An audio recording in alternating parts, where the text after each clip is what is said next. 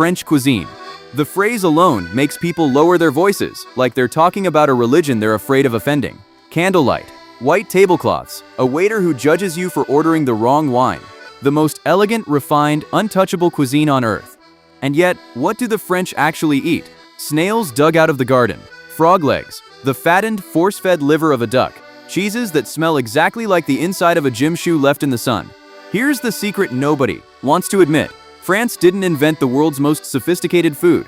France invented the rules, the vocabulary, and the breathtaking arrogance with which the entire Western world has been cooking ever since. And it's been fighting about every single dish the whole time. Let's start with the thing nobody tells you, because it explains everything else. The reason a restaurant in Tokyo, in New York, in Buenos Aires, in a town you've never heard of, all run their kitchens the same way, is France. Not French food, French paperwork. Somewhere in the 18th and 19th centuries, the French sat down and decided that cooking wasn't a craft you stumbled into. It was a system, a hierarchy, a bureaucracy with aprons. And at the very top of this bureaucracy sit 5 sauces. Not 6, not 4, 5. The mother sauces. Bechamel, the milk one, basically warm white glue with ambitions. Velouté, a stock thickened until it forgets it was ever a liquid. Espagnole, the dark brooding, one that takes a day and a half and a small emotional breakdown to make. Hollandaise, butter and egg yolks whisked into a state of permanent anxiety, because it splits if you so much as look at it wrong. And tomato, which the Italians would like a word about, but we'll get there. The entire claim is that every sauce you have ever eaten descends from these 5. Your gravy? A grandchild of Espagnole. The cheese sauce on your nachos? Bechamel that left home and stopped calling. It's an absurd, beautiful, deeply French idea that the chaos of all human cooking can be organized into a family tree with 5 ancestors, like sauces are noble houses and everything else is just a peasant claiming royal blood. And the French teach this. In culinary schools across the planet, young cooks memorize these 5 like a catechism, because somewhere along the line, France convinced everyone that you cannot be a serious chef until you've bowed to the French way of thinking about a pan of liquid. And the man who started turning this into doctrine was Marie-Antoine Carême, a name so French it sounds invented. Carême was the first celebrity chef, the guy who cooked for kings and emperors and built towering edible sculptures out of sugar and pastry that looked like cathedrals. He took aristocratic cooking and wrote it down, codified it, made it a discipline you could study instead of a thing your grandmother just knew. He was the architect. He decided cooking was an art form on the level of architecture, and honestly, he wasn't entirely joking. He based some of his sugar centerpieces on actual buildings. And then came Escoffier. Auguste Escoffier looked at the kitchen and saw not a workshop, but an army. He organized the professional kitchen into a brigade, a literal military structure. There's the chef de cuisine, the general, the sous chef, his second in command, then station chiefs, each ruling their own little territory. The saucier, the supreme aristocrat of the kitchen who handles the sauces and looks down on everyone. The poissonnier for fish, the garde-manger for the cold stuff, the pâtissier off in the corner pretending the others don't exist. Everyone in their rank, everyone in their station, everyone shouting yes chef like soldiers. Next time you watch a cooking show and someone screams behind and corner and treats a risotto like a hostage situation, that's Escoffier. That's a French ghost from 1890 still running the kitchen. The whole world eats out under a system designed by a Frenchman who thought dinner should be run like a campaign.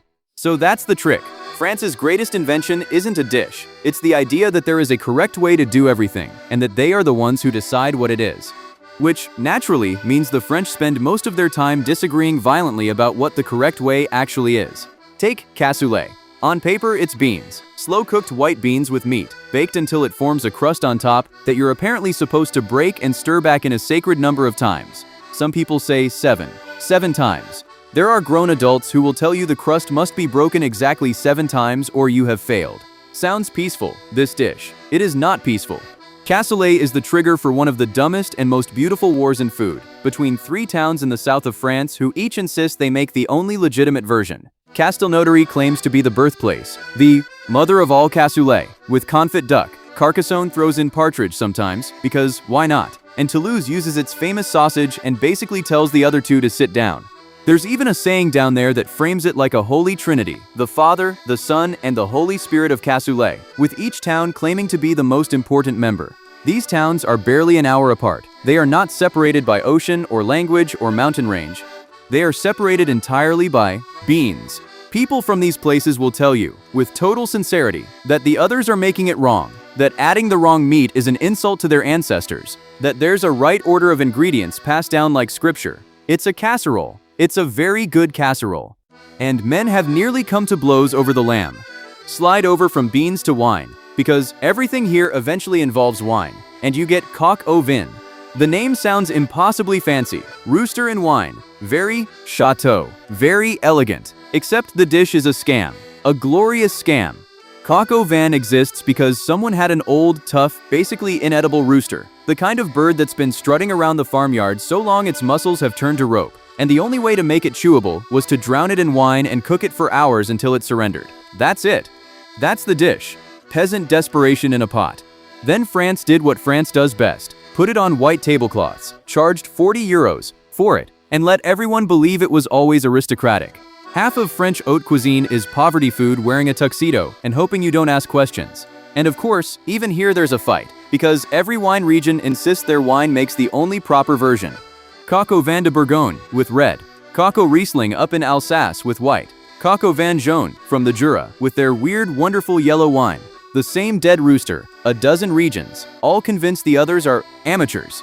The same goes for boeuf bourguignon, which is just beef stewed slowly in red wine from Burgundy with onions and mushrooms and little cubes of bacon. Comfort food, the thing a French grandmother makes on a Sunday. But say its name in the right accent and suddenly it sounds like a masterpiece. And it is. That's the maddening part. It is genuinely fantastic. The French aren't wrong that this stuff is delicious. They're just deeply, theatrically dramatic about the fact that it started as something a farmer threw together to use up a cheap cut and a leftover bottle. The whole region of Burgundy has built half its culinary identity on the simple fact that they had a lot of beef and a lot of wine and not a lot of patience for it being separate. While we're roaming the countryside, let's not skip confit de canard, which is duck preserved in the most gloriously excessive way imaginable. You take duck legs, you salt them, and then you cook them slowly submerged in their own fat, and then, here's the part that sounds insane. You store them in that fat for weeks or months. The fat is the preservation. The fat is the point. This was how people kept meat before refrigerators, drowning it in grease so air couldn't get to it, and the French refused to stop doing it even after they had fridges because it turns out duck cooked in a tub of its own fat is one of the best things a human can put in their mouth. Crispy skin, meat falling off the bone. It's medieval food storage, technology that accidentally became a delicacy, and the southwest of France will fight anyone who suggests there's a better way to treat a duck. Now drift down to the coast, to Marseille, where the conflict gets religious. Bouillabaisse, a fish stew. But say that to a Marseillais, and watch their face do something complicated, because to them it is not a fish stew. It is the fish stew, and there are rules. Sacred rules. There's an actual charter, a document signed by restaurants, declaring which fish are legitimate, and which are heresy. It started as the cheapest possible meal, the rockfish and ugly leftover catch that fishermen couldn't sell to anyone else, thrown in a pot on the dock with seawater, the garbage fish.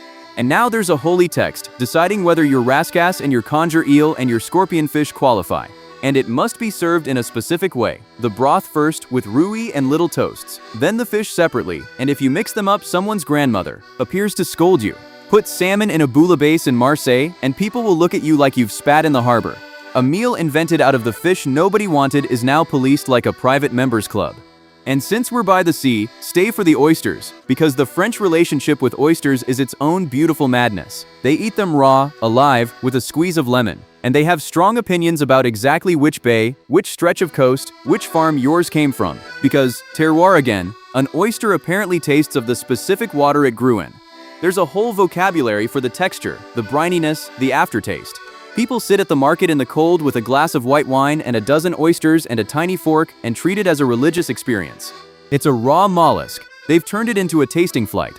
And while the coast gets all the drama, don't forget what's growing behind it, because Provence gave the world ratatouille. Just vegetables. Tomatoes, zucchini, eggplant, peppers, onions, all stewed together with herbs and olive oil. The most humble thing imaginable, a way to use up a summer garden before everything went soft. And naturally, even this is a battlefield, because some insist every vegetable must be cooked separately and combined at the end to respect each one's texture, while others throw it all in one pot like a normal person with a life to live. A pile of cooked vegetables, and there's a correct philosophy of cooked vegetables, defended at dinner tables like a matter of honor. Of course there is. And speaking of things policed by actual law, let's talk bread. because of course the bread is regulated by the government. The baguette.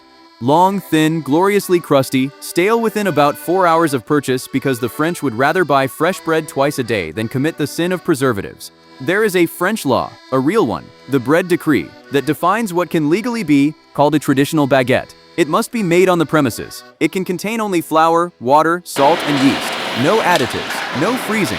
Break those rules and you legally cannot call it tradition. A country that wrote legislation to protect the honor of a stick of bread. And the baguette under that law is so beloved it's been recognized as cultural heritage, protected like a monument, the craft of making it celebrated as something worth preserving for humanity. It's bread, it's flour and water, and it's defended like the crown jewels. There's even an annual competition in Paris to crown the best baguette in the city, and the winner gets to supply bread to the president. Imagine that being your job, official bread supplier to the head of state. While we're in heritage territory, here's a quick favor, and I'll make it painless, because we're about to enter the cheese minefield and I want you with me. If you've enjoyed watching France turn a casserole into a civil war, hit like and subscribe. That's it. Consider it your entry fee to the foie gras argument, which is coming, and which is going to be a whole thing. Done. Back to the food. Cheese. Oh, the cheese. Charles de Gaulle, the president, the war hero, famously asked how anyone could possibly govern a country that has over 300 kinds of cheese.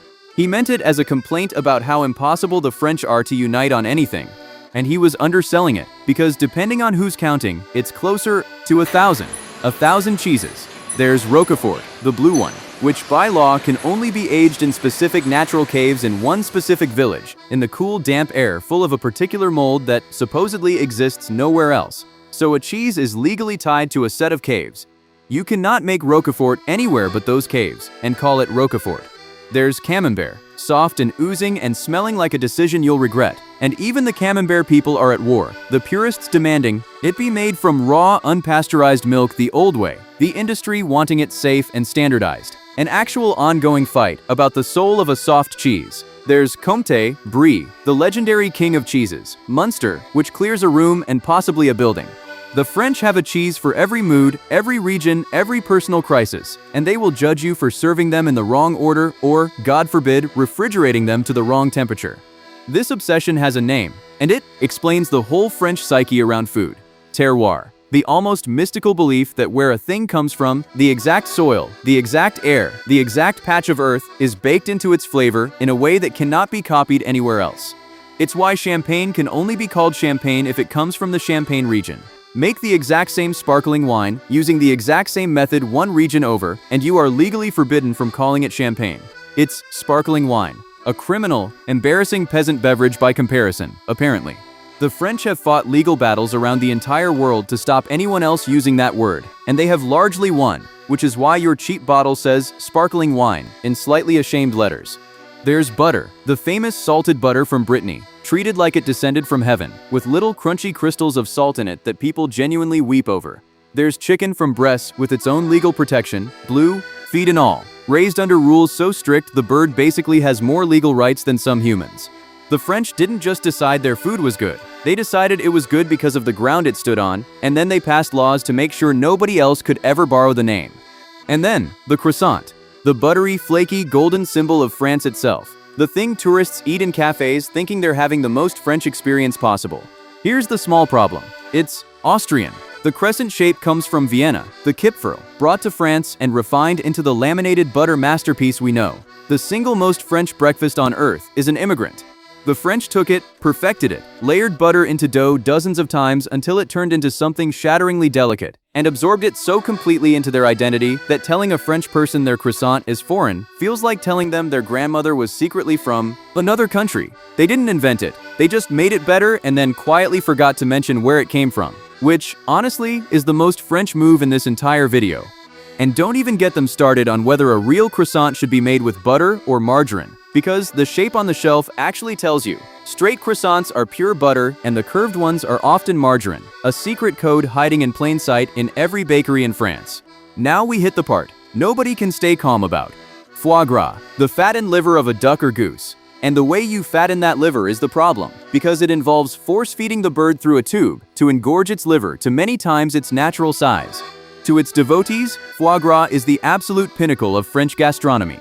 A silky, rich, melt-on-the-tongue luxury with centuries of tradition behind it, protected in France as part of the country's official cultural and gastronomic heritage. To much of the rest of the world, it's animal cruelty on a plate, banned in several countries and cities, the subject of protests and legal fights and a great deal of yelling. There is no comfortable middle here.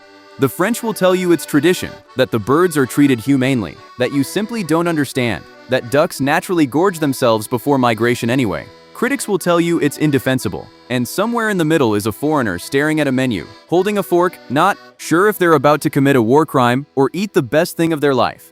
France looked at the most controversial food on the planet and decided to legally protect it as a national treasure. That's commitment, and foie gras is just the headline. The undercard is equally unhinged. Escargots, snails.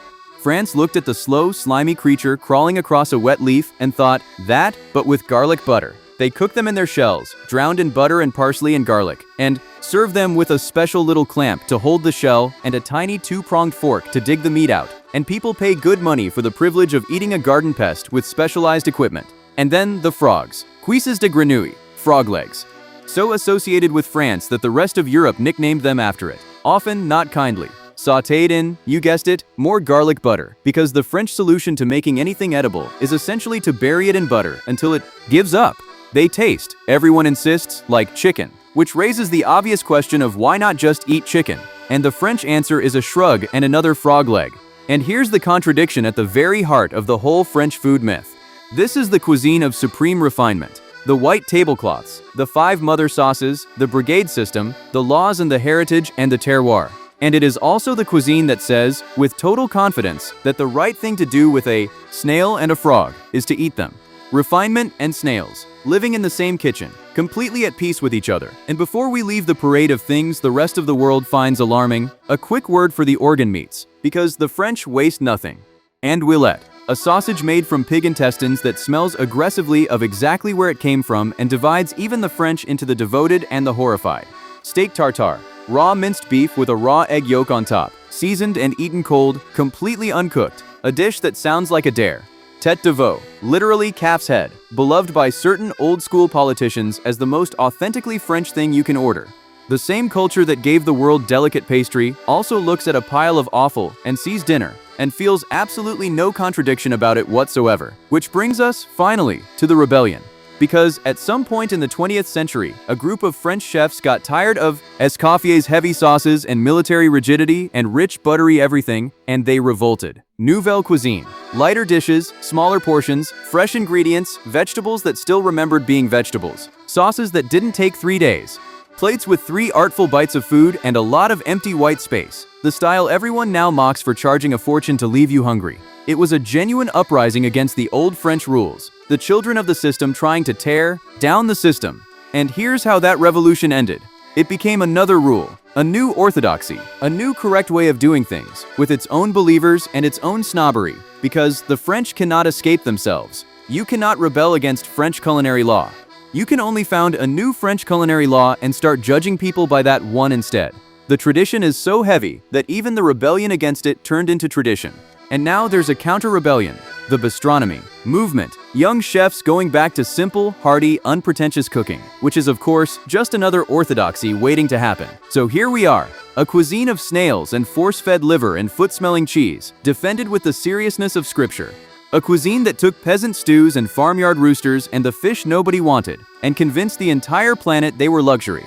A country that wrote laws to protect a stick of bread and tied a cheese to a specific cave and claimed an Austrian pastry as its national soul. And the question that started all this still hangs there, unanswered, the way the French would probably prefer it. Is French cuisine actually the best in the world?